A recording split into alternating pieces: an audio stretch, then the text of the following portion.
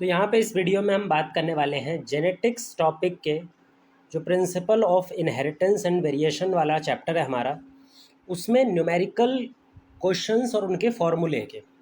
आपको मालूम होगा जो प्रिंसिपल ऑफ इनहेरिटेंस है, जो मेंडेलियन इनहेरिटेंस है, या फिर जो पूरा ये चैप्टर है, इसका एक बहुत टफ पार्ट होता है इसके न्यूमेरिकल सॉल्व करना। हर एक टॉपिक से न्यूमेरिकल बनता है और उस न्यूमेरिकल को सॉल्व करना के लिए हमें कुछ फॉर्मूले इस्तेमाल करने पड़ते हैं। तो सारे फॉर्मूले, कितने तरह के न्यूमेरिकल क्वेश्चन इस चैप्टर से बन सकते हैं, हर एक क्वेश्चन का जो टाइप है उसमें कौन सा फॉर्मूला यूज़ होने वाला है, और उसके एक दो क्वेश्चन हम यहाँ पर डिस्कस करेंगे। मेंडल के लॉस के न्यूमेरिकल्स, फिर जो मेंडल के बाद काम किया गया है, वो सारे न्यूमेरिकल हम पढ़ने वाले हैं। जो सबसे पहला न्यूमेरिकल क्वेश्चन टाइप आता है दैट इज़ गैमीट फॉर्मेशन, कि गैमीट किस तरह से फॉर्म होता है। गैमीट फॉर्मेशन पे सबसे पहला न्यूमेरिकल क्वेश्चन बनता है। गैमीट फॉर्मेशन के लिए क्या फॉर्मूला हम इस्तेमाल करते हैं? अगर हमें किसी पेरेंट का जीनोटाइप दे दिया जाए, मान लो ये हमें पेरेंट दे दिया गया जिसमें ये 3 जीन हैं, तो कितने भी जीन हो सकते हैं, उससे कोई बड़ी बात नहीं है। सिंपल हमें एक फॉर्मूला याद करना है कि ये पर्टिकुलर ऑर्गेनिज्म कितने तरह के गैमीट बना पाएगा। भाई अगर हम नंबर ऑफ, या फिर कितने तरह के टाइप ऑफ गैमीट कितने सारे बनेंगे यहाँ पर, तो इसके लिए हमारे पास में डायरेक्ट एक फॉर्मूला होता है, number of gametes is equal to 2 multiplied 2 की raise to the power n, where n is equal to number of gene in heterozygous condition. कितने जीन टोटल हेट्रोजाइगस कंडीशन में प्रेजेंट हैं, उनको हम 2 की पावर रेस कर देंगे, तो उतने नंबर ऑफ गैमीट्स यहाँ पर बन रहे होंगे। जैसे इस पर्टिकुलर केस में देखो, हमारे पास 3 जीन है, ए, बी और ई। हेट्रोजाइगस कितने जीन है? तीनों। ये भी हेट्रोजाइगस कंडीशन में, ये भी हेट्रोजाइगस कंडीशन में, ये भी हेट्रोजाइगस कंडीशन में। टोटल गैमीट्स कितने बनने वाले हैं? 2 की पावर 3, मतलब 8। टोटल 8 गैमीट यहाँ पर बनेंगे। तो यही फॉर्मूला हमें हर जगह इस्तेमाल करना है। कई सारे क्वेश्चन इस पर बनते हैं। जैसे एक और क्वेश्चन देते हैं, सेकंड क्वेश्चन।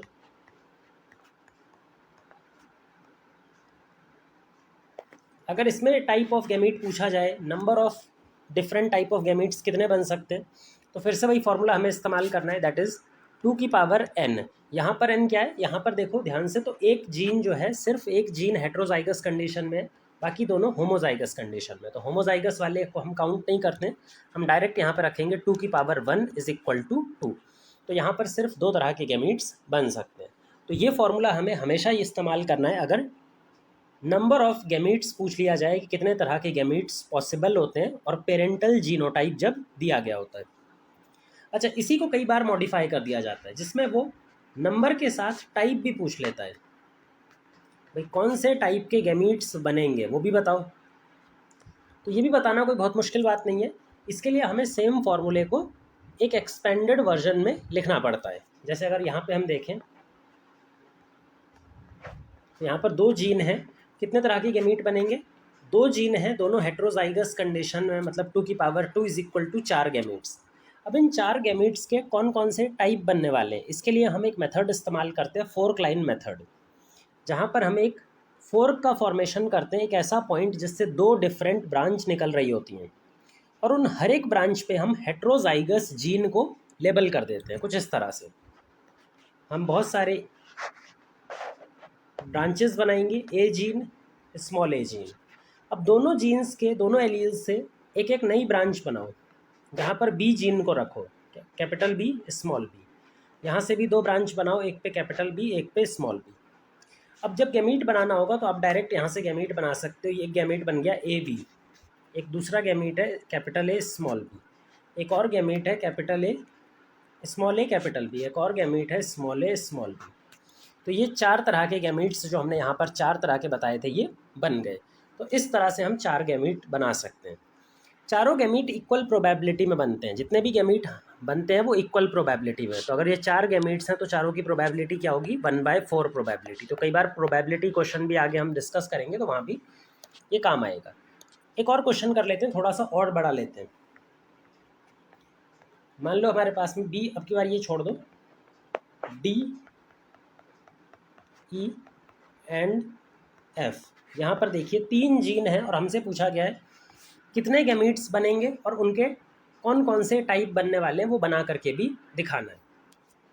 देखो कितने जीन हेट्रोजाइगस कंडीशन में, सिर्फ एक ये जीन हेट्रोजाइगस कंडीशन में और एक ये जीन हेट्रोजाइगस कंडीशन में, मतलब 2 जीन हेट्रोजाइगस कंडीशन में। तो 2 जीन हेट्रोजाइगस कंडीशन में मतलब 2 की पावर 2 इज इक्वल टू 4 तरह के गैमीट बनने वाले हैं। अगर ये टाइप हमें बनाना हो कि कौन कौन से टाइप के बनेंगे तो हेट्रोजाइगस जीन को उठाकर उनको फोर्क लाइन मेथड में इस्तेमाल कर दो, सिर्फ हेट्रोजाइगस जीन को, दूसरे को इस्तेमाल नहीं करना हमें। एफ और स्मॉल एफ, एफ और स्मॉल एफ। अब यहाँ पे हमें गैमीट बनाना है। अब गैमीट कैसे बनते हैं वो समझ लो। D F, D small F, capital F और डी स्मॉल एफ। लेकिन आपको और याद रखना है कि जो ई है वो भी गैमीट के अंदर आना चाहिए। भाई गैमीट के अंदर तो हर एक जीन की एक एक कॉपी आनी चाहिए, मतलब डी की भी एक कॉपी आनी चाहिए, ई की भी एक कॉपी आनी चाहिए और एफ की भी एक कॉपी आनी चाहिए। बट क्योंकि ई जो है वो होमोजाइगस कंडीशन में प्रेजेंट है तो सारे गैमीट में ई की सेम कॉपी आएगी। यहाँ पर भी ये बनेगा, यहाँ पर भी ये बनेगा,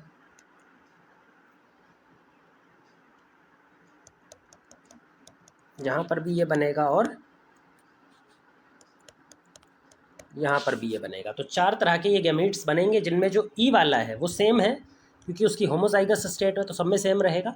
जो फ़र्क आएगा वो डी और एफ में आएगा। 4 तरह के गैमीट बन रहे हैं, उनका रेशियो क्या होगा 1/4 यानी 25%। सारे के सारे जो गैमीट्स हैं वो 25% 1/4 रेशियो में बनने वाले हैं। तो इस तरह से हम टाइप ऑफ गैमीट और नंबर ऑफ गैमीट दोनों कैलकुलेट कर सकते हैं। यही चीज़ आपको अप्लाई करनी है जब भी आप गैमीट बनाने जाएं।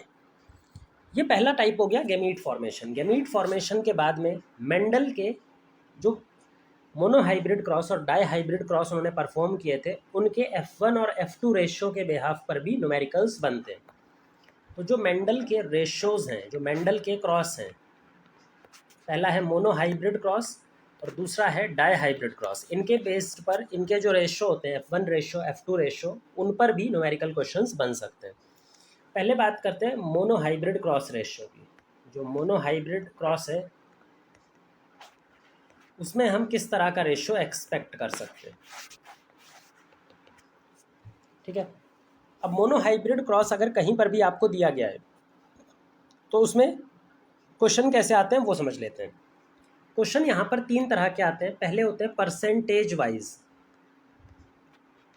परसेंटेज, हमें ऑफस्प्रिंग के परसेंटेज को कैलकुलेट करना होगा, कितने परसेंटेज ऑफस्प्रिंग एक पर्टिकुलर फिनोटाइप के हैं, एक पर्टिकुलर जीनोटाइप के हैं, ये पूछा जाता है। दूसरे तरह का आता है फ्रैक्शन का, मतलब कितने बच्चे आउट ऑफ टोटल में से हमारे डिज़ायर्ड टाइप के हैं, तो फ्रैक्शन में भी आता है। या फिर हमें नंबर टाइप क्वेश्चन भी पूछा जा सकता है, डायरेक्टली बच्चों का नंबर निकालना होगा। तो ये सारे कुछ क्वेश्चन टाइप्स हैं जो हम यहाँ पे आगे डिस्कस करने वाले हैं। पहला क्वेश्चन यहाँ पर लेते हैं।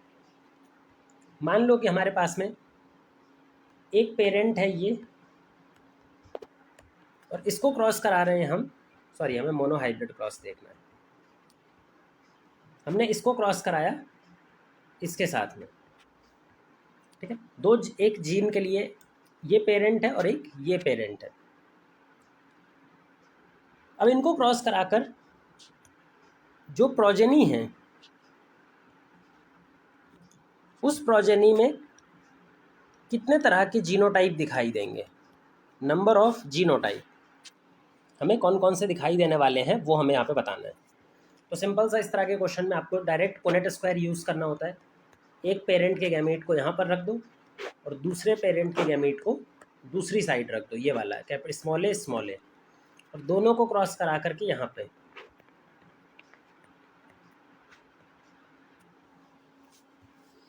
अब हमें यहाँ पे क्या बताना है कि कितने तरह के जीनोटाइप यहाँ पर बन रहे हैं टोटल। सॉरी ये वाला हमारा ये होगा, कितने तरह के जीनोटाइप बन रहे हैं। एक ये जीनोटाइप है और एक ये जीनोटाइप है। इसको बुलाते हैं 2 तरह के जीनोटाइप बन रहे हैं, ए स्मॉल ए, जिनका रेशियो बिल्कुल बराबर है, 1:1 रेशियो में ये बन रहे हैं। तो एक इस तरह का क्वेश्चन आ सकता है। एक और क्वेश्चन देख लेते हैं जो फ्रैक्शन में बोलेगा। ये तो हमारा रेशियो था। दूसरा फ्रैक्शन में बोलता है, मान लो कोई ये पेरेंट है, ठीक है, इस पेरेंट, ये पेरेंटल्स हैं, पेरेंट्स के क्रॉस करने पे हमने टोटल 100 ऑफस्प्रिंग प्रोड्यूस हुए। इनके क्रॉस से कितने ऑफस्प्रिंग प्रोड्यूस हो रहे हैं, मान लो 100 बच्चे प्रोड्यूस हो रहे हैं, 100 ऑफस्प्रिंग प्रोड्यूस हो रहे हैं। इन 100 में से कितने बच्चे ऐसे होंगे, number of offspring of genotype, जिनका जीनोटाइप ये होगा, जिनका जीनोटाइप क्या होगा, ये वाला। तो हमें ऐसे बच्चों का नंबर बताना है। अब वापस से करना हमें सेम ही है, हमें पुनेट स्क्वायर इस्तेमाल करना है। पुनेट स्क्वायर इस्तेमाल करके हम परसेंटेज या फिर फ्रैक्शन की वैल्यू लेकर के आएंगे कि टोटल कितने जीनोटाइप बन रहे हैं। टोटल में से जो हमारा डिज़ायर्ड जीनोटाइप है, जो कैपिटल बी जीनोटाइप है, इसका फ्रैक्शन कितना है, इसका परसेंटेज कितना है, फिर उस फ्रैक्शन या फिर परसेंटेज को हम टोटल नंबर में से निकाल कर अपना डिज़ायर्ड नंबर कैलकुलेट कर सकते हैं। तो वापस हमें परफॉर्म तो पुनेट स्क्वायर ही करना है। पुनेट स्क्वायर डायरेक्टली परफॉर्म कर लो। एक पेरेंट के गैमीट इधर बना दो, दूसरे पेरेंट के गैमीट इधर बना दो। जब ऐसा करेंगे तो हमारे टोटल जीनोटाइप जो बनेंगे ये बने। अब कितने तरह के जीनोटाइप है, दो तरह के जीनोटाइप हैं, एक है बी और एक है कैपिटल बी स्मॉल बी। इनका रेशियो बिल्कुल बराबर है, 1:1। हमें दोनों नहीं चाहिए, हमें सिर्फ ये वाला चाहिए। तो इसका रेशियो, इसका फ्रैक्शन कितना होगा भाई, दो तरह के बन रहे हैं, 1:1। मतलब अगर कैपिटल बी का फ्रैक्शन देखें तो दो में से एक, ये दो बन रहे हैं 1:1, और दो में से एक जो है वो कैसा है, कैपिटल बी। तो कैपिटल बी का फ्रैक्शन कितना हो जाएगा, हाफ। तो इसका फ्रैक्शन कितना हो गया, हाफ। अब फ्रैक्शन से हमें नंबर में कैलकुलेट करना है, और फ्रैक्शन को नंबर में कैलकुलेट करने के लिए हम क्या करते हैं, टोटल नंबर में मल्टीप्लाई कर देते हैं फ्रैक्शन को, तो उससे हमें डिज़ायर्ड वैल्यू मिल जाती है। टोटल नंबर कितने, 100 बच्चे टोटल हैं, और उसमें मल्टीप्लाइड करेंगे हाफ इज इक्वल टू 50। तो 50 बच्चे कैसे दिखाई पड़ेंगे, ये जो डिज़ायर्ड जीनोटाइप है कैपिटल बी इस तरह के जीनोटाइप के दिखाई पड़ेंगे। तो इस तरह से number based question, fraction based question भी आते हैं। एक परसेंटेज बेस्ड क्वेश्चन भी कर लेते हैं। मान लो हमारे पास में कैपिटल टी स्मॉल टी, दूसरा कैपिटल टी स्मॉल टी है, इनको क्रॉस करा रहे हैं। इनको क्रॉस कराने पे हमने 500 बच्चे प्रोड्यूस हुए, 500 बच्चे प्रोड्यूस हुए।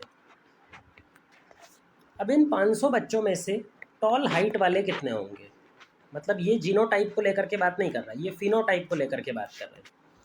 फिनोटाइप हो चाहे जीनोटाइप हो, हमें सीधा पुनेट स्क्वायर परफॉर्म करना होता है और उसके रेशियो को यूज़ करना होता है। कैपिटल टी स्मॉल टी, और इधर दूसरे पेरेंट का भी लिख लो, कैपिटल टी और स्मॉल टी। जब इसको क्रॉस करा दोगे तो ये कुछ ऐसी वैल्यू आएगी। अब देखो यहाँ पर जीनोटाइप कितने बने, 3 तरह के, जिसका रेशियो है 1:2:1। लेकिन अब की बार हमें जीनोटाइप से मतलब नहीं है, हमें फिनोटाइप से मतलब है, टॉल हाइट वाले। तो टॉल हाइट वाले कितने फिनोटाइप है, 3। ये टॉल हाइट के और ये वाले ड्वार्फ हाइट के हैं। तो दो तरह के फिनोटाइप मिल रहे हैं, एक टॉल हाइट वाला और एक ड्वार्फ हाइट वाला। लेकिन हमें नंबर कैलकुलेट करना है, तो रेशियो से काम नहीं चलेगा, फ्रैक्शन निकालना पड़ेगा। टॉल का फ्रैक्शन कितना है, टॉल का फ्रैक्शन है 3/4 डिजायर्ड डिवाइडेड बाय टोटल। अगर ड्वार्फ का फ्रैक्शन निकालना होता तो 1/4, टोटल क्योंकि 4 है और ड्वार्फ कितने 1 फ्रैक्शन में, तो फ्रैक्शन रेशियो कितना हो जाता है 1:4। तो ये हमने फ्रैक्शन निकाल लिया इनका। अब फ्रैक्शन निकालने के बाद में टॉल हाइट वाले टोटल ऑफस्प्रिंग कैसे निकालेंगे, फ्रैक्शन को मल्टीप्लाइड कर देंगे टोटल नंबर से। टोटल नंबर कितना है 500, तो फ्रैक्शन जो आया है हमारा 3/4 मल्टीप्लाइड बाय 500। इसको मल्टीप्लाइड करेंगे तो ये 250 आएगा, 2 से कटेगा, फिर ये 125 आएगा, और 125 को 3 से मल्टीप्लाई करोगे तो ये टोटल हो जाएगा 15, 7 और 3, 365 जो ऑफस्प्रिंग होंगे 500 में से 375 वो टॉल हाइट वाले यहाँ पर दिखाई देंगे। तो इस तरह से हम जीनोटाइप के लिए भी परसेंटेज, फ्रैक्शन और रेशो को अलग अलग तरह से यूज़ कर सकते हैं इंटरचेंजेबली, और ऐसे ही हम फिनोटाइप के लिए भी परसेंटेज, रेशो और नंबर को इस्तेमाल कर सकते हैं। ये मोनोहाइब्रिड क्रॉस के एग्जाम्पल हो गए। अब मोनोहाइब्रिड क्रॉस के बाद हम चलने वाले हैं डाई हाइब्रिड क्रॉस पर। डाई हाइब्रिड क्रॉस,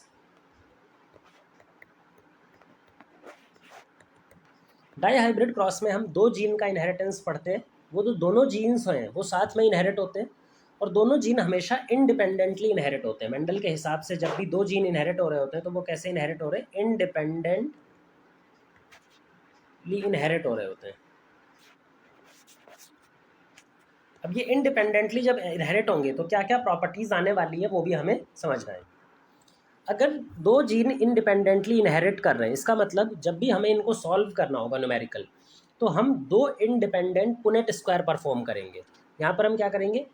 अलग अलग जीन्स का पुनेट स्क्वायर अलग अलग डेवलप करेंगे और लास्ट में उनकी वैल्यू को सिर्फ मल्टीप्लाई कर लेंगे, उससे आपका सबसे ईजी वैल्यू आएगा। जैसे हम यहाँ पर देखते हैं, एक एग्जाम्पल लेते हैं, कैपिटल ए इस कैपिटल बी, ये एक पेरेंट है, पेरेंट 1, और इसको हम क्रॉस करा रहे हैं किसी दूसरे पेरेंट से, ठीक है। अब इसमें से हमें पूछा है कि यहाँ पे हमें ये बताना है कि टोटल ऑफस्प्रिंग टोटल जो जीनोटाइप बनेंगे वो कितने तरह के बनेंगे। तो टोटल जीनोटाइप कितने टाइप्स के यहाँ पर बनने वाले हैं। तो पहले तो हमें टोटल जीनोटाइप अगर निकालना है तो उसके लिए हम पुनेट स्क्वायर इस्तेमाल करेंगे। लेकिन पुनेट स्क्वायर कैसे? पुनेट स्क्वायर यहाँ पर परफॉर्म करने के लिए हमें गैमीट बनाना पड़ेगा, क्योंकि यहाँ पर टोटल जीनोटाइप बताना है, कितने जाइगोट बनेंगे ये हमें बताना है। तो टोटल गैमीट कितने बनने वाले वो निकालने पड़ेंगे। यहाँ पर कितने गैमीट बनेंगे? यहाँ पर गैमीट बनेंगे 2 के raise to the power 3 is equal to 8 gamete. अच्छा, यहाँ पर कितने गैमीट बनेंगे? 2 रेज़ टू द पावर 0, क्योंकि ये भी होमोजाइगस में, ये भी होमोजाइगस में, ये भी होमोजाइगस में, तो एक तरह का ही गैमीट बनेगा। अब पुनेट स्क्वायर में जब भी हम गैमीट्स को रखते हैं तो एक साइड पे एक पेरेंट का गैमीट रखते हैं और दूसरे साइड पे दूसरे पेरेंट का गैमीट रखते हैं। अब मज़ेदार बात यहाँ है कि इस वाले पेरेंट का एक ही गैमीट बनने वाला है, जबकि इस वाले गैमीट के 8 गैमीट बनने वाले हैं। तो टोटल जाइगोटिक कॉम्बिनेशन कितने हो सकते हैं? 1 2 3 4 5 6 7 8। टोटल जाइगोटिक कॉम्बिनेशन कितने हो सकते हैं? 8। एक ये हो सकता है, एक ये हो सकता है, एक ये हो सकता है, ये हो सकता है। तो टोटल जो जाइगोट बनेंगे, जीनोटाइप बनेंगे, वो भी 8 बनेंगे। 8 multiplied by 1 is equal to 8। तो यहाँ पर टोटल जीनोटाइप कितने बनेंगे? 8 जीनोटाइप ही हमें दिखाई पड़ेंगे, क्योंकि एक पेरेंट 8 गैमीट बना रहा है और दूसरे पेरेंट सिंगल तरह का गैमीट बना रहा है। तो 8 गैमीट जब एक गैमीट से कंपेयर करेगा, फ्यूज़ करेगा, तो 8 डिफरेंट टाइप के कॉम्बिनेशन पॉसिबल है। इसको और आगे लेकर के जाते हैं। मान लो ये है हमारे पास और इसको हम क्रॉस करा रहे हैं इससे, ठीक है। इसको क्रॉस कराने के बाद हमें फ्रैक्शन पूछा गया है कि ये वाला जो जीनोटाइप है इसका परसेंटेज कितना आएगा। जो बच्चे हैं उसमें इस वाले पर्टिकुलर जीनोटाइप के बच्चे का परसेंटेज या फिर प्रोबेबिलिटी कितनी आएगी, ये हमसे पूछा गया। देखो, इस तरह के क्वेश्चन को परफॉर्म करने के लिए ना डायरेक्ट जंप करने की ज़रूरत नहीं है। सिंपल से हम क्या करेंगे, इसमें हम दो अलग अलग पुनेट स्क्वायर करेंगे। ए जीन के लिए अलग पुनेट स्क्वायर करेंगे, बी जीन के लिए अलग पुनेट स्क्वायर करेंगे और लास्ट में उनकी वैल्यू को ऐड कर देंगे। तो जब ए जीन के लिए हम पुनेट स्क्वायर इस्तेमाल करते हैं तो ए जीन का पुनेट स्क्वायर कुछ ऐसा बनेगा। अभी बी जीन को भूल जाओ। अच्छा, बी जीन को जब पुनेट स्क्वायर करेंगे तो वो कुछ ऐसा बनेगा।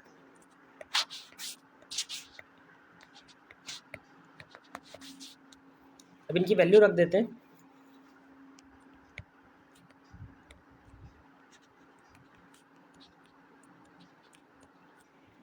ठीक है, यहाँ पे भी सेम वैल्यू रखेंगे। ठीक, अब हमें इसका फ्रैक्शन या फिर परसेंटेज बताना है। तो पहले तो हम ये देखते हैं कि इसमें हमारा जो कैपिटल ए स्मॉल ए आ रहा है ए जीन के लिए, वो यहाँ पर कितने फ्रैक्शन में आ रहा है। क्या यहाँ पे 4 के 4 यही वाले हैं? तो यहाँ पे 1 फ्रैक्शन में आएगा। इसकी फ्रैक्शन कितना हो गया? 1। तो यहाँ पे हम 1 लिखेंगे और 1 को हमें किससे मल्टीप्लाई करना है? Capital B small B. इसका फ्रैक्शन कितना है? 1/2, यानी कि 2/4 इज इक्वल टू 1/2। तो इसको हम मल्टीप्लाइड करेंगे किससे? 1/2 से। तो वैल्यू कितनी आ जाएगी? 1/2। तो जो capital A small A capital B small B का फ्रैक्शन आने वाला है वो हाफ है। और अगर इस फ्रैक्शन को परसेंटेज में कैलकुलेट करेंगे तो 50%। तो आधे बच्चे, जो जितने भी टोटल बच्चे बनने वाले हैं उसमें से आधे बच्चे हमें capital capital B small B जैसे दिखाई पड़ेंगे। तो ये फ्रैक्शन में हमने डाई हाइब्रिड क्रॉस के टर्म्स में चेंज करा। एक और क्वेश्चन लेते हैं।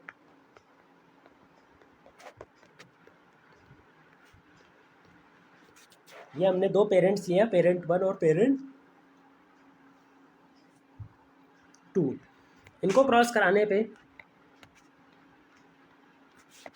ये वाला जीनोटाइप कितनी बार मिल सकता है या फिर इसका जो परसेंटेज है वो कितना आएगा।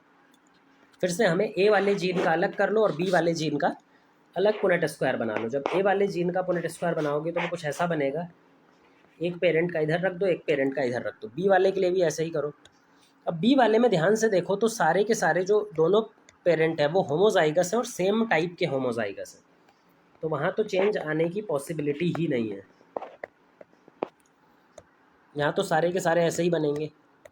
तो इसकी प्रोबेबिलिटी कितनी है स्मॉल बी स्मॉल की 1, क्योंकि सारे ऐसे ही बनने वाले हैं। लेकिन अगर हम इस कैपिटल स्मॉल ए की प्रोबेबिलिटी देखें तो वो हमें हाफ दिखाई पड़ती है। ये 2/4 इज इक्वल टू 1/2। तो ये 1/2 दिखाई देगी, तो इसको जब ऐड कर देंगे तो मल्टीप्लाई कर देंगे तो ये 1/2 ही वैल्यू आ जाएगी, तो ये 1/2 वैल्यू हो जाएगी। तो इस तरह से भी हम सॉल्व कर सकते हैं।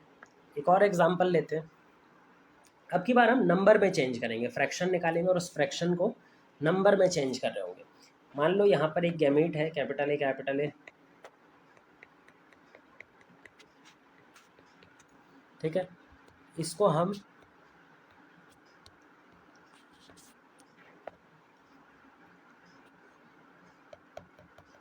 इससे कंबाइन कर रहे हैं। इससे कंबाइन करने के बाद में ये वाले जो पेड़ बच्चे बनेंगे, ये वाले, इसका नंबर कितना होगा टोटल।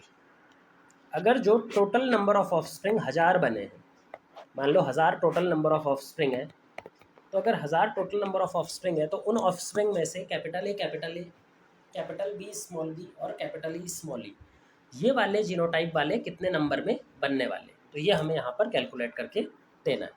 फिर से वही करना है, ए जीन का अलग पुनेट स्क्वायर कर लो, उसका फ्रैक्शन अलग निकाल लो। बी जीन का अलग पुनेट स्क्वायर कर लो, उसका फ्रैक्शन अलग निकाल लो। ई जीन का अलग पुनेट स्क्वायर कर लो, उसका फ्रैक्शन अलग निकाल लो। अब हमें डायरेक्टली याद हो जाना चाहिए, जब हम ए जीन का पुनेट स्क्वायर करेंगे तो कैपिटल ए का फ्रैक्शन कितना आएगा। यहाँ पर एक होमोजाइगस है डोमिनेंट और एक हेट्रोजाइगस है। जब एक होमोजाइगस डोमिनेंट हो और एक हेट्रोजाइगस कंडीशन में होता है, तो यहाँ पर एक करके ही देख लेते हैं, कैपिटल ए स्मॉल ए। तो जो होमोजाइगस आने वाले हैं वो ये आएगा और ये आएगा, बाकी सब तो हेट्रोजाइगस आएंगे। तो होमोजाइगस का फ्रैक्शन कितना है 1/2, मतलब 2/4। इसको मल्टीप्लाई करो इसके फ्रैक्शन से, कैपिटल बी के small B small B small B. जब हम बी वाले को मल्टीप्लाई करेंगे तो वो कुछ इस तरह से आएगा। तो इसमें कैपिटल बी स्मॉल बी कितनी बार आ रहा है, 2 बार। कैपिटल बी स्मॉल बी 2 बार आ रहा है 4 में से, मतलब इसकी प्रोबेबिलिटी भी हाफ होगी। बाकी तो स्मॉल बी तो total probability 2/4 is equal to 1/2। Last वाले कैपिटल ई स्मॉल ई की प्रोबेबिलिटी कितनी आने वाली है, तो ई और इधर, तो जब इसको हम सॉल्व करेंगे तो हमारे पास में कैपिटल ई स्मॉल ई की वैल्यू कितनी आ जाएगी, एक ये आएगी और एक ये आएगी, मतलब 2 में से 4 इज इक्वल टू 1/2। तो यहाँ पे भी 1/2 is equal to total probability total fraction 1/8 आएगा। तो ऐसे बच्चों का फ्रैक्शन कितना आ गया 1/8। अभी ये सिर्फ फ्रैक्शन आया है, हमें फ्रैक्शन की फॉर्म में आंसर नहीं देना, हमें नंबर की फॉर्म में आंसर देना है। टोटल नंबर हमें मालूम है, फ्रैक्शन हमें मालूम चल गया। तो अगर टोटल नंबर पता हो और फ्रैक्शन पता हो तो हम टोटल नंबर को फ्रैक्शन से मल्टीप्लाई कर देते हैं। जब इससे इसको मल्टीप्लाई करते हैं तो हमारे पास में कुछ आता है 500, 250 और 125। तो जो नंबर ऑफ ऑफस्प्रिंग है वो 125 हमें ऐसे ऑफस्प्रिंग टोटल दिखाई पड़ेंगे। तो ये न्यूमेरिकल क्वेश्चन है जो पॉली हाइब्रिड क्रॉस या डाई हाइब्रिड क्रॉस के ऊपर में बन सकते हैं। यहाँ पर हम 2 जीन को कंबाइन करके न्यूमेरिकल क्वेश्चन बनाए जाते हैं। तो इस तरह के भी क्वेश्चन पूछ लिए जा सकते हैं। तो यहाँ पर भी हमें डायरेक्ट यही करना है और उसका मल्टीप्लिकेशन करते हुए जाना है। अब आते हैं नेक्स्ट क्वेश्चन पर, जो है मेंडल के बाद के एक्सपेरिमेंट्स। जो हमारे पास में इनकम्प्लीट डोमिनेंस आएगा, कोडोमिनेंस आएगा, मल्टीपल एलेलिज्म। तो ये तीनों चीज़ें हम आज ही ख़त्म करने वाले हैं, इनकम्प्लीट डोमिनेंस, कोडोमिनेंस और मल्टीपल एलेलिज्म। इनकम्प्लीट डोमिनेंस में हमें मालूम है कि कोई सा भी एलील, जो 2 एलील्स बनते हैं उनमें से कोई सा भी डोमिनेंट नहीं होता। इसका आपने एग्जाम्पल पढ़ा होगा स्नैपड्रैगन के अंदर फ्लावर कलर, जिसमें कैपिटल आर और स्मॉल आर होते हैं। ये रेड कलर फ्लावर और ये वाइट कलर फ्लावर बना रहा होता है। लेकिन जब भी ये हेट्रोजाइगस कंडीशन में आते हैं तो ना तो रेड कलर फ्लावर दिखाई पड़ता है फिनोटाइप में, ना वाइट कलर फ्लावर दिखाई देता है फिनोटाइप में। फिनोटाइप में कैसा बनता है? Pink colour flower. जबकि अगर कैपिटल आर हो तो रेड कलर फ्लावर दिखता, स्मॉल आर स्मॉल होता तो वाइट कलर फ्लावर दिखता। तो इस तरह के जो इंटरमीडिएट फिनोटाइप है वो हमें यहाँ पर दिखाई पड़ता है।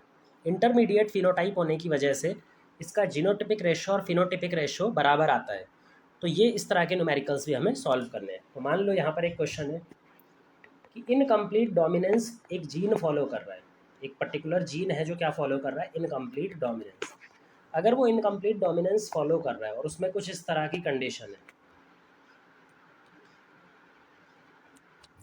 दो जीन्स हैं ए और बी, दोनों ही इनकम्प्लीट डोमिनेंस है, ठीक है ना, इनकम्प्लीट डोमिनेंस शो करते हैं। अब इसमें हमें बताना है कि जो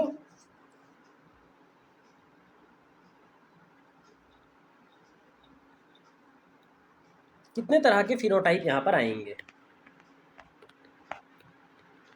अगर दोनों जीन्स इनकम्प्लीट डोमिनेंस है तो टोटल फिनोटाइप कितने आ सकते हैं। सेम वही करना है, अलग अलग जीन का अलग अलग पुनेट स्क्वायर बनाओ और उनकी वैल्यू फाइनल ऐड करो। ए का पुनेट स्क्वायर यहाँ पे बनाओ,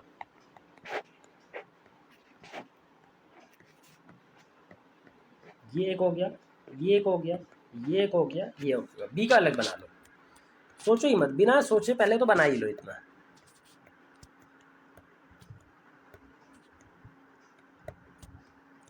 ठीक है, इतना बनाने के बाद हम सोचते हैं सर क्या सोचना है हमें कि फिनोटिपिक कैटेगरीज कितनी बनने वाली है। तो पहले यहाँ पर बात करते हैं कि यहाँ पर टोटल फिनोटाइप कितने बनेंगे। यहाँ पर हमें दो तरह का जीनोटाइप दिखाई दे रहा है जिसका रेशियो है 1:1। जीनोटाइप और फिनोटाइप रेशियो इनकम्प्लीट डोमिनेंस में सेम होता है। तो अगर हम फिनोटिपिक रेशियो की भी बात करेंगे तो फिनोटिपिक रेशियो भी इस बार यही आएगा, मतलब दो तरह के फिनोटाइप आएंगे और उनका रेशियो कुछ इस तरह का रहेगा। अच्छा, यहाँ पर कितने फिनोटाइप आएंगे? यहाँ पर हमें 3 तरह के फिनोटाइप दिखाई देंगे जिनका रेशियो 1:2:1 रहेगा, जैसा कि जीनोटिपिक रेशियो रहेगा। तो यहाँ पर 3 तरह के फिनोटाइप हैं, 1:2:2 इनका रेशियो है। यहाँ पर 3 तरह के फिनोटाइप हैं, यहाँ पर 2 तरह के फिनोटाइप हैं। तो दोनों को मल्टीप्लाई करके कितने तरह के फिनोटाइप बन सकते हैं? कॉम्बिनेशन में 6। तो टोटल 6 तरह के फिनोटाइप यहाँ पर बन सकते हैं। तो ये हमारा हो गया जब हम इसको कंबाइन कर रहे हैं कि इतने फिनोटाइप हमारे पास मिलेंगे। ऐसा क्यों पॉसिबल है? Because of incomplete dominance. एक और क्वेश्चन देखते हैं। मान लो ये है और दूसरा ये है, इन दोनों के कम्बिनेशन होने से जहाँ पे ये जीन जो है वो इनकम्प्लीट डोमिनेंस शो कर रहा है, इन दोनों के कॉम्बिनेशन होने से मान लो कि 400 बच्चा बन रहा है, 400 ऑफस्प्रिंग बन रहे हैं। इन 400 ऑफस्प्रिंग में से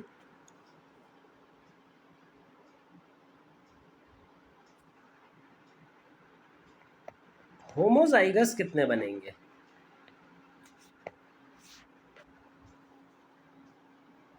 एक तो ये कंडीशन है पहला। दूसरा, इंटरमीडिएट फिनोटाइप वाले कितने बनेंगे?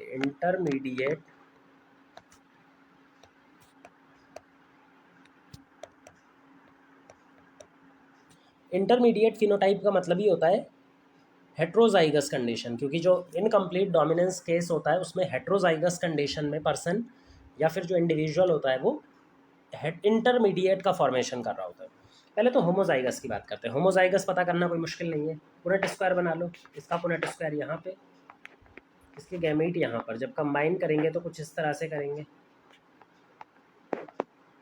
तो टोटल होमोजाइगस कितने बन रहे हैं? एक होमोजाइगस ये और एक होमोजाइगस ये। तो टोटल होमोजाइगस कितने हैं? 2/4 = 1/2। तो 1/2 जो फ्रैक्शन है ये होमोजाइगस का। इंटरमीडिएट कितने बन रहे हैं? देखो, इंटरमीडिएट यानी जो हेट्रोजाइगस है, हेट्रोजाइगस कितने बन रहे हैं? हेट्रोजाइगस भी 2/4 = 1/2। तो इसकी प्रोबेबिलिटी भी 1/2 और इसकी प्रोबेबिलिटी भी 1/2 आएगी। अब इनको नंबर में चेंज करते हैं। भाई फ्रैक्शन हमने निकाल लिया और टोटल नंबर में से फ्रैक्शन को मल्टीप्लाई कर देंगे तो हमें डिज़ायर्ड नंबर मिल जाएगा कि एक पर्टिकुलर टाइप के ऑफस्प्रिंग कितने बनने वाले हैं। तो होमोजाइगस कितने बनेंगे? हाफ को मल्टीप्लाइड कर दो 400 से तो = 200। ऐसे इंटरमीडिएट वाले भी फ्रैक्शन हमें पता ही लग गया, टोटल नंबर हमें 400 पता ही है, तो ये भी 200। तो इस तरह से हम एक पर्टिकुलर फ्रैक्शन की मदद से, टोटल नंबर ऑफ ऑफस्प्रिंग की मदद से, जो डिज़ायर्ड नंबर ऑफ ऑफस्प्रिंग है, एक पर्टिकुलर तरह के जो ऑफस्प्रिंग है उनको टारगेट किया जा सकता है। फिर आता है कोडोमिनेंस। कोडोमिनेंस भी लगभग मैथमेटिकली सेम ही इसी तरह का होता है। अगर हम रेशियो की बात करें, मैथमेटिक्स की बात करें, तो मैथमेटिक्स के टर्म्स में कोडोमिनेंस और इनकम्प्लीट डोमिनेंस में रेशियो में बहुत ज़्यादा फर्क नहीं आता। दूसरा केस है कोडोमिनेंस। कोडोमिनेंस के अंदर में दो जीन्स होते हैं, A1 A2। ये सेम जीन के दो एलील्स हैं। A1 जो है वो किसी एक ट्रेट को कंट्रोल करता है, ट्रेट 1। A2 जो है वो ट्रेट 2 को कंट्रोल करता है। लेकिन मज़ेदार बात यह है कि A1 और A2 ये जो दोनों एलील्स हैं एक जीन के, ये दोनों आपस में कंप्लीट डोमिनेंस शो करते हैं। मतलब हेट्रोजाइगस कंडीशन में दोनों अपने आप को फुली एक्सप्रेस करेंगे, कोई भी अपने आप को सप्रेस नहीं करता। A1 वाला भी पूरा एक्सप्रेस करेगा और A2 वाला भी अपने आप को पूरा एक्सप्रेस करेगा। तो ऐसी कंडीशन में हमें तीन तरह के जीनोटाइप मिलेंगे, दो होमोजाइगस और एक हेट्रोजाइगस। जो हेट्रोजाइगस है ये दोनों पेरेंट्स को रिजेंबल करेगा, ये एक साथ दोनों पेरेंट्स को रिजेंबल करने वाला है, जबकि ये एक अलग तरह का जीनोटाइप बनाएगा और ये एक अलग तरह का फिनोटाइप बनाने वाला है। क्योंकि यहाँ पर जो बीच वाला ऑफस्प्रिंग है हेट्रोजाइगस, वो अलग फिनोटाइप डेवलप करता है, उसमें दोनों के कंप्लीट फीचर डेवलप करते हैं। इसीलिए जो मैथमेटिकल रेशियो आता है वो यहाँ पर भी फिनोटिपिक रेशियो जैसा और जीनोटिपिक रेशियो बराबर आएगा। तो यहाँ पर भी इनकम्प्लीट डोमिनेंस जैसा फिनोटिपिक रेशियो और जीनोटिपिक रेशियो कैसे आएंगे, बराबर आएंगे। तो हमें ये सॉल्व करने की ज़रूरत नहीं है, जो भी हमने इनकम्प्लीट डोमिनेंस के लिए सॉल्व किया है वो सारा कुछ यहाँ पर एप्लीकेबल हो जाएगा। तो ये हमने अभी तक के न्यूमेरिकल्स देख लिए। अब हम अगले वीडियो में आगे के न्यूमेरिकल्स डिस्कस करेंगे। तो यहाँ पे हम कोडोमिनेंस का एक एग्जांपल भी देख लेते हैं। वैसे तो इसके एग्जांपल जो न्यूमेरिकल्स होते हैं वो इनकम्प्लीट डोमिनेंस जैसा ही रेशियो शो करते हैं। तो यहाँ पे एक एग्जांपल देखते हैं।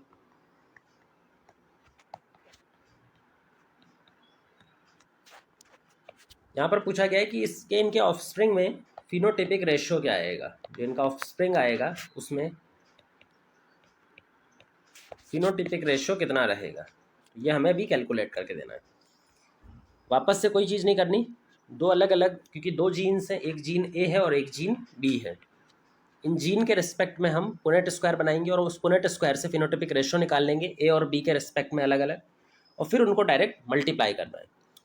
ए के रिस्पेक्ट में निकाले तो एक पेरेंट है ये वाला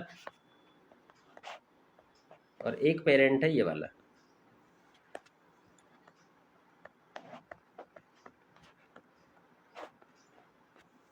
दूसरा जो ऑफस्प्रिंग है, मतलब दूसरा जो जीन है, वो उसके रिस्पेक्ट में क्रॉस करें।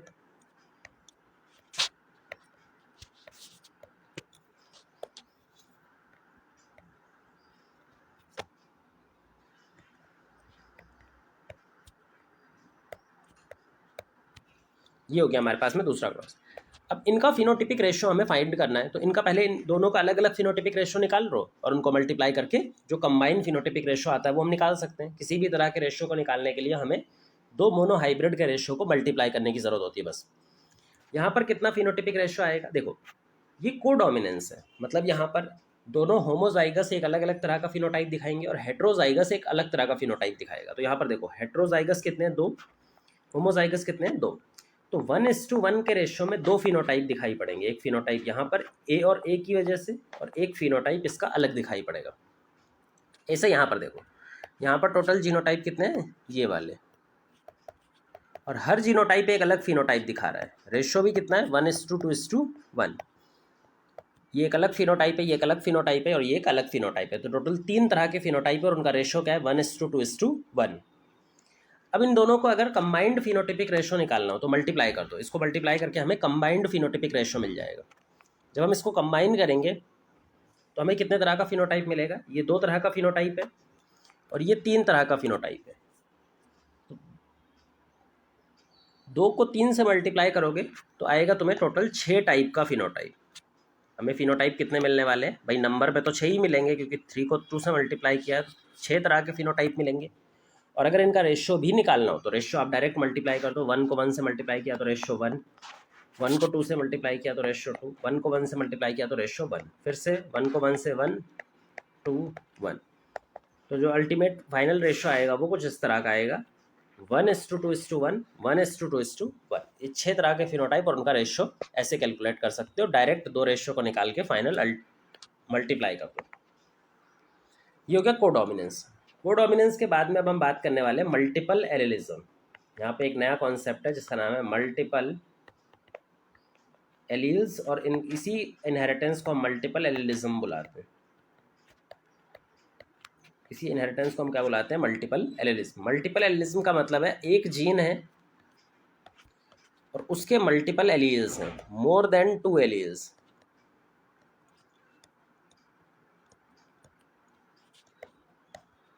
इसे कितने एलील्स हैं? 2 से ज़्यादा एलील्स हैं, मोर देन 2 एलील्स हैं यहाँ पर। इसी कंडीशन को बुलाते हैं मल्टीपल एलिलिज्म। अब मल्टीपल एलिलिज्म अभी तक जो भी हमने पढ़ा था मेंडेलियन इनहेरिटेंस, उससे अलग था, क्योंकि मेंडेलियन इनहेरिटेंस में हमने पढ़ा था कि एक कैरेक्टर के लिए एक स्पेसिफिक जीन होता है और एक जीन के 2 एलील्स होते हैं, कैपिटल टी स्मॉल टी। जैसे हाइट अगर एग्जांपल ले लें तो कैपिटल टी स्मॉल टी, लेकिन यहाँ पर तो ऐसा केस नहीं है, यहाँ पर तो 2 से ज़्यादा हैं। अब देखो, अगर 2 एलील्स थे तो कितने जीनोटिपिक कॉम्बिनेशन बन रहे थे? 3 तरह के। भाई यही बन सकते हैं 3 तरह के, 1 2 3। लेकिन अगर 2 से ज़्यादा एलील्स हैं तो जीनोटिपिक कॉम्बिनेशन भी ज़्यादा बनेंगे। तो जो जीनोटाइपिक कॉम्बिनेशन बनेंगे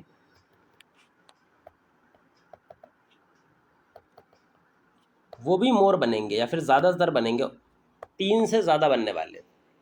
टोटल कितने बनने वाले वो डिपेंड करता है कि कितने एलील्स एक जीन के प्रेजेंट हैं। अब इसके लिए फॉर्मूला भी हम डायरेक्ट यूज़ कर सकते हैं। मान लो कि हमारे पास में एक जीन है जिसके n नंबर ऑफ एलील्स हैं, जिसके एलील्स कितने? n नंबर ऑफ एलील्स हैं उसके। अगर इसके n नंबर ऑफ एलील्स हैं तो इसमें कितने तरह के जीनोटाइप बनेंगे? डायरेक्ट हमें फॉर्मूला याद रखना है, 2n ब्रैकेट के अंदर n+1 डिवाइडेड बाय 2, ये हमारे टोटल जीनोटाइप्स हैं।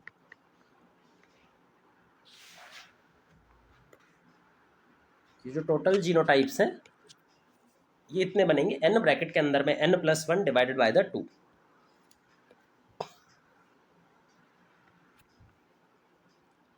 एक एग्जांपल ले लेते हैं, एक दो एग्जांपल ले लेते हैं तो उससे समझ में आएगा।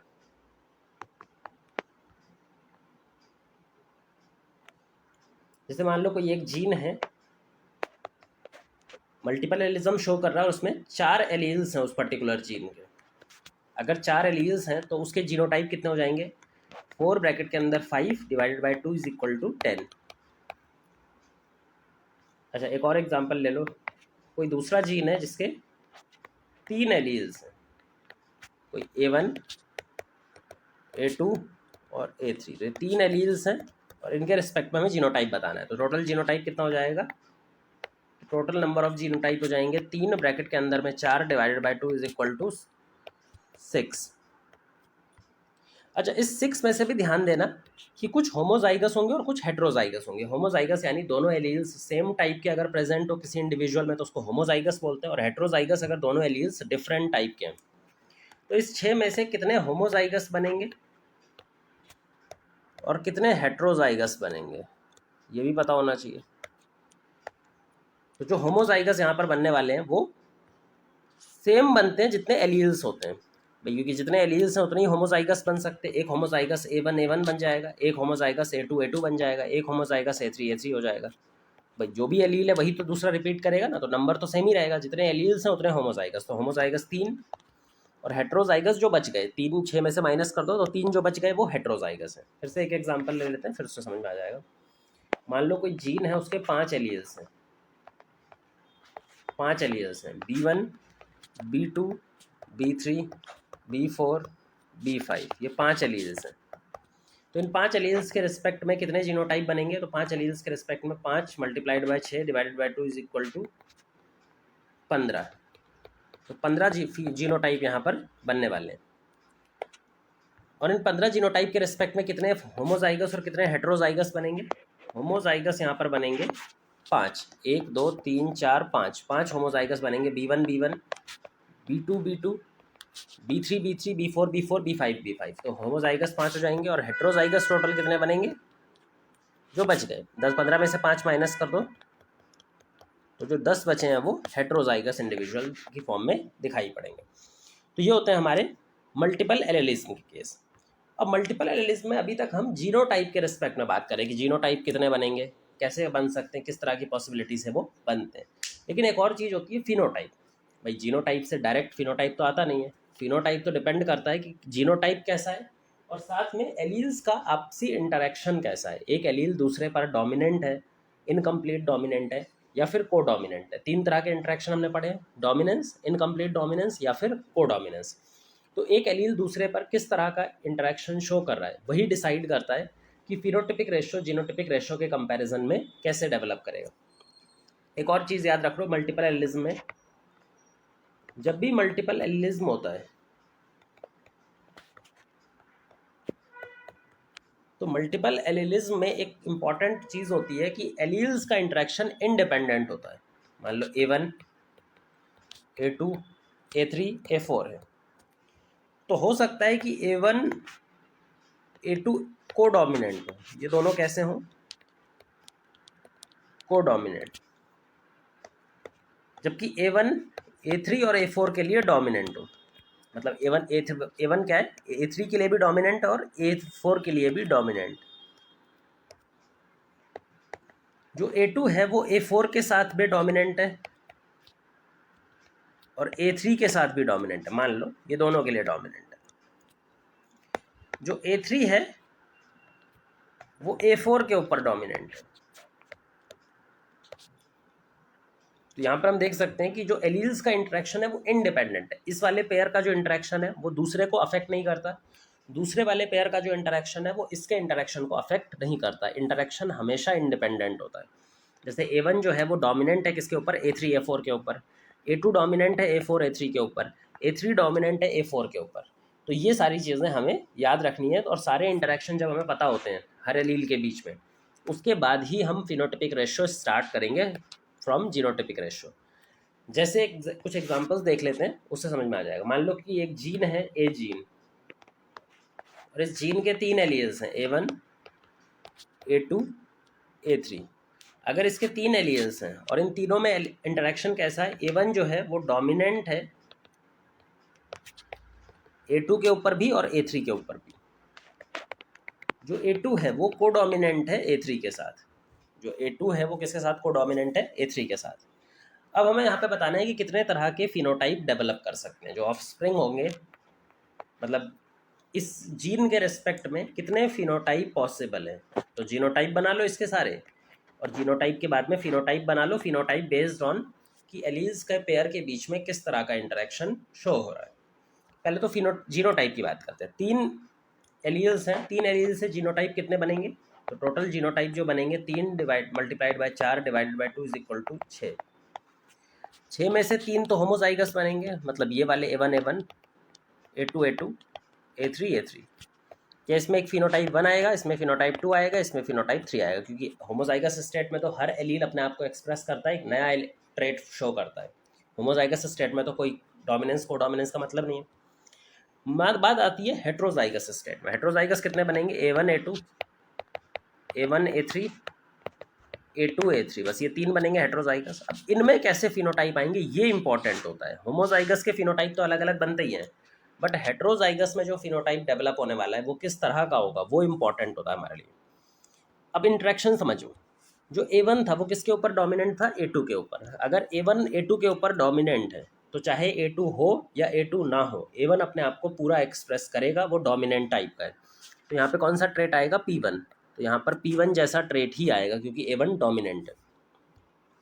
क्या A1 A3 के ऊपर भी डोमिनेंट है, बिल्कुल। तो A1 जो है वो A3 के ऊपर भी डोमिनेंट है, तो फिनोटाइप क्या आएगा, सेम A1 जैसा ही फिनोटाइप आएगा। वो अपने आप को एक्सप्रेस करेगा ही सही, चाहे उसके पास में A3 उसके बगल हो या ना हो।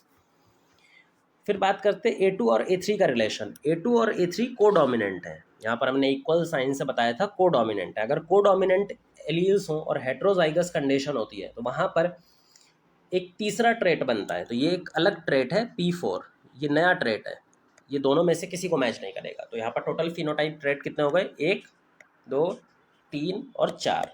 तो टोटल 4 फिनोटाइप यहाँ पर बनने वाले हैं। तो इस तरह से कोडोमिनेंस के अंदर हमें या मल्टीपल एलिलिज्म में हम हमेशा क्या देखते हैं, जीनोटाइप निकालना तो हम डायरेक्ट फॉर्मूले से निकालते हैं, पर फिनोटाइप निकालने के लिए हमें जीन्स के पेयर के बीच में किस तरह का इंटरेक्शन हो रहा है, उनके आपसी इंटरेक्शन कैसा है, वो समझना ज़रूरी होता है। ये हो गया हमारे मल्टीपल एलिलिज्म। मल्टीपल एलिलिज्म के बाद में एक और कंडीशन आती है जिसको बोलते हैं प्लियोट्रोपी।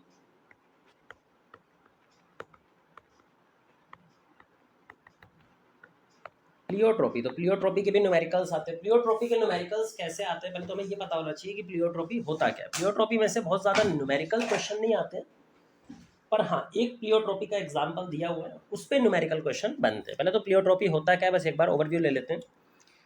जब भी एक सिंगल जीन मल्टीपल कैरेक्टर्स को कंट्रोल करने लग जाए, जनरली अभी तक हम देख रहे थे कि एक जीन एक कैरेक्टर को कंट्रोल कर रहा था, लेकिन अगर ऐसा ना होकर के एक जीन मल्टीपल कैरेक्टर्स को कंट्रोल करने लग जाए तो ऐसे जीन को बुलाते हैं प्लियोट्रोपिक जीन, और इस इनहेरिटेंस पैटर्न को बुलाते हैं प्लियोट्रोपी। प्लियोट्रोपी का जो एग्जाम्पल आने वाला है ना हमेशा, वो कौन सा आएगा, जो सीड शेप वाला तुमने जीन पढ़ा होगा, बी जीन। ये बी जीन दो चीज़ों को कंट्रोल करता है, सीड के शेप को कंट्रोल करता है एक तो, और सीड में बनने वाले स्टार्च ग्रेन का साइज, स्टार्च ग्रेन्यूल का साइज कितना है उसको कंट्रोल करेगा। तो दो फैक्टर्स को कंट्रोल करता है। सीड शेप के लिए ये डोमिनेंट और रिसेसिव कंडीशन शो करता है। यहाँ पे ये कौन सी कंडीशन शो करता है, डोमिनेंस और रिसेसिव कंडीशन, जबकि स्टार्च ग्रेन साइज के लिए ये इनकम्प्लीट डोमिनेंट होता है, इनकम्प्लीट डोमिनेंस शो करता है। तो सीड शेप दो तरह का हो सकता है क्योंकि डोमिनेंस स्टेट है, तो यहाँ पे या तो राउंड होगा और या तो रिंकल्ड होगा, या तो राउंड होगा या फिर रिंकल्ड होगा। स्टार्च ग्रेन साइज में तीन कंडीशंस बनती हैं, या तो लार्ज साइज के बनेंगे,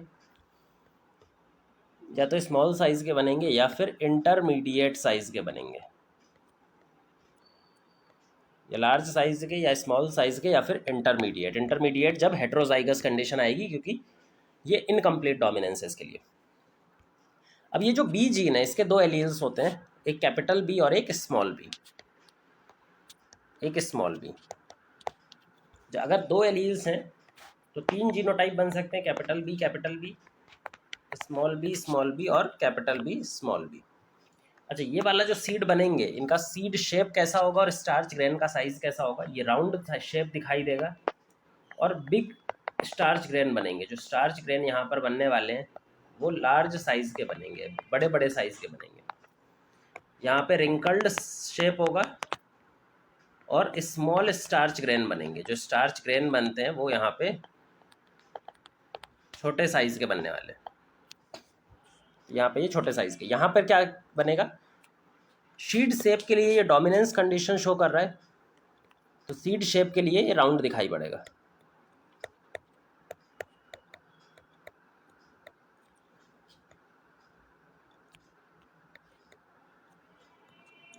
और जो स्टार्च ग्रेन है उसके लिए इनकम्प्लीट डोमिनेंट है, मतलब यहाँ पे इंटरमीडिएट साइज का बनेगा, ये इंटरमीडिएट साइज का बनेगा।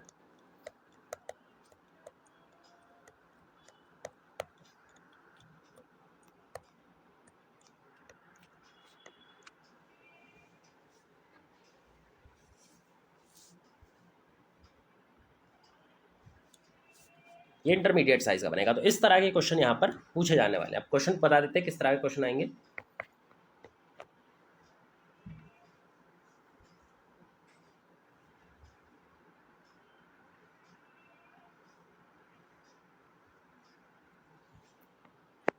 मान लो एक पेरेंट है जिसका सीड स्टार्च ग्रेन वाला ही जो जीन है, सीड शेप वाला जो जीन है उसी की बात कर रहे हैं। उसमें पेरेंटल जीनोटाइप है पेरेंट 1 और क्रॉस कर रहे हैं उसको पेरेंट 2 से। पेरेंट 1 का जीनोटाइप है कैपिटल बी और सेकंड वाले का स्मॉल बी। इसको क्रॉस कराने के बाद में हम F1 जनरेशन बनाते हैं और F1 जनरेशन के बाद में F2 जनरेशन बनाते हैं। F2 जनरेशन में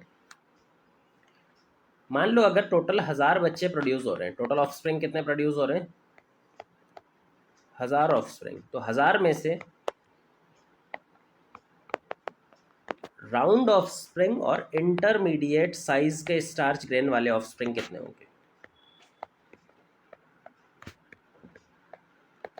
F2 जनरेशन में राउंड सीड शेप के और इंटरमीडिएट स्टार्च ग्रेन साइज। तो स्टार्च ग्रेन साइज कैसा होना चाहिए, इंटरमीडिएट, और सीड शेप कैसा होना चाहिए, राउंड। तो ये वाला जो कॉम्बिनेशन है वो कितने पेरेंट्स, कितने प्रोजेनी में, 1000 में से टोटल कितने प्रोजेनी में ये वाला कॉम्बिनेशन हमें दिखाई पड़ेगा। तो ये हम एक बार समझते हैं। देखो पहले इसको F1 जनरेशन बनाओ। F1 जनरेशन बनाना आपको आता ही है। अगर दोनों होमोजाइगस है तो सारे के सारे F1 कैसे होंगे, हेट्रोजाइगस। F2 जनरेशन में आपको जीनोटिपिक रेशियो ये भी पता है। F2 जनरेशन में जीनोटिपिक रेशियो है capital B capital B capital B small B small B small B. ठीक है, अब यहां से हमें निकालना है ये वाली जो हमारा डिजायर्ड कंडीशन है, जो हमें क्वेश्चन में पूछा गया है, उसका फ्रैक्शन। कौन से होंगे जो राउंड शेप दिखाई देंगे, ये दोनों राउंड दिखाई देंगे, लेकिन राउंड के साथ में दूसरा स्टेट क्या है, इंटरमीडिएट स्टार्च ग्रेन। तो इंटरमीडिएट स्टार्च ग्रेन किस में बनेगा, इसमें। तो ये वाले जो बच्चे हैं ना, इनके में सीड शेप राउंड ही दिखाई देगा, लेकिन जो इंटरमीडिएट स्टार्च से साइज है वो भी दिखाई देगा। तो दोनों कंडीशन यहाँ पर फुलफिल हो जाएंगे। अच्छा, इसमें दोनों कंडीशन फुलफिल हो रही हैं और इसका फ्रैक्शन कितना है, ये टोटल 2 नंबर में है आउट ऑफ 4। ये 4 में से कितना है, 2। तो इसको 2/4 फ्रैक्शन में बोल सकते हैं, या फिर 2/4 फ्रैक्शन को हम हाफ फ्रैक्शन भी बोलते हैं, हाफ। अब एक बार आपने फ्रैक्शन निकाल लिया तो डिजायर्ड नंबर कैलकुलेट करना भी ईजी होता है।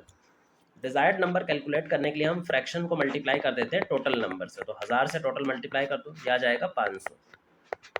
500 बच्चे कैसे दिखाई देंगे, इस वाली स्टेट में जो हमने ये पूछा है, इस वाली स्टेट में हमें 500 बच्चे दिखाई देंगे। तो ये हो गया हमारा प्लियोट्रोपिक। और प्लियोट्रोपिक में इसी तरह का एक ही क्वेश्चन आता है, न्यूमेरिकल क्वेश्चन। तो बाकी थियोरेटिकल क्वेश्चन वो सिकल सेल एनीमिया वगैरह से भी पूछता है, बट थियोरेटिकल न्यूमेरिकल क्वेश्चन इसी से आएगा और इसी तरह का कुछ आएगा। ये तो बहुत डिफिकल्ट टाइप का है, इससे इजी टाइप का ही क्वेश्चन बनता है। अब हम अगले वीडियो में देखने वाले हैं पॉलीजेनिक इनहेरिटेंस, उसके न्यूमेरिकल क्वेश्चंस, फिर लिंकेज और जो क्रोमोसोमल थ्योरी ऑफ इनहेरिटेंस है, लिंकेज मैप, उसके न्यूमेरिकल क्वेश्चन से देखने वाले हैं। फिर उसके बाद पेडिग्री और उसके आगे साइड पर चलते जाएंगे। तो ये आधा पार्ट था और इसका आधा पार्ट अगला वीडियो में आएगा।